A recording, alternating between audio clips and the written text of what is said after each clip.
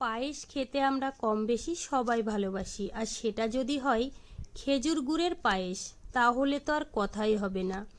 আমি যেভাবে পায়েসটা বানিয়েছি আপনারা একবার হলেও বানিয়ে দেখবেন। একবার বানিয়ে খেলে আপনারা বারবার এইভাবেই কিন্তু পায়েস বানিয়ে খাবেন, এটা আমি গ্যারান্টি দিয়ে বলতে পারি। চলুন তাহলে শুরু করা যাক। সবার প্রথমে নিয়েছি 50 গ্রাম গোবিন্দভোগ চাল। চালটা এবার ভালো করে ধুয়ে নিতে হবে।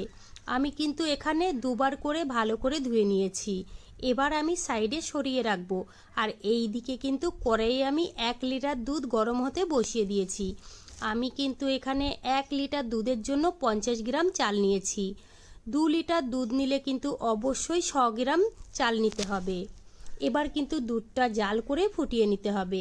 8 থেকে 10 মিনিট সময় ধরে দুধটা জাল করে ফুটিয়ে নিয়েছি। এবার দিয়ে দেব চাল।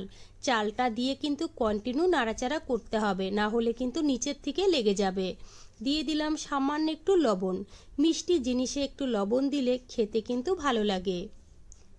এবার দিয়ে দেব আমি কিছুটা কিশমিশ। আমি এখানে কিশমিশ দিয়েছি, তোমরা চাইলে এখানে কাজু কিশমিশ বাদামও দিতে পারো। এবার আমি কম গ্যাসে জাল করে ফুটিয়ে নেব। বন্ধুরা, যতক্ষণ না চালটা ভালোভাবে সিদ্ধ না হয়ে যায়। চালটা কিন্তু খুব ভালোভাবে সিদ্ধ হয়ে গেছে। এবার দিয়ে দেবো এখানে আমি খেজুরের গুড়। বন্ধুরা, আমি এখানে খেজুরের গুড় দিয়েছি, তোমরা চাইলে কিন্তু পাটালিও দিতে পারো। খেজুরের গুড়টা দিয়ে কিন্তু আমি 5 মিনিট সময় ধরে জাল করে ফুটিয়ে নেব।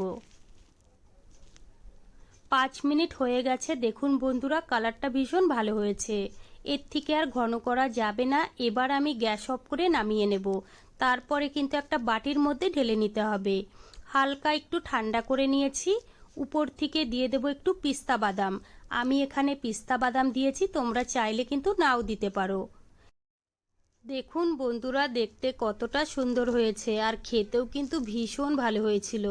বন্ধুরা, আমার রেসিপি কেমন লেগেছে কমেন্ট করে জানাবেন। ভালো লাগলে প্লিজ আমাকে সাপোর্ট করবেন। বাড়িতে বানালে কমেন্টে জানাতে ভুলবেন না খেয়ে আপনাদের কেমন লেগেছে। চলুন তাহলে ভিডিওটি আমি এখানেই শেষ করছি। আপনারা সবাই ভালো থাকবেন, সুস্থ থাকবেন।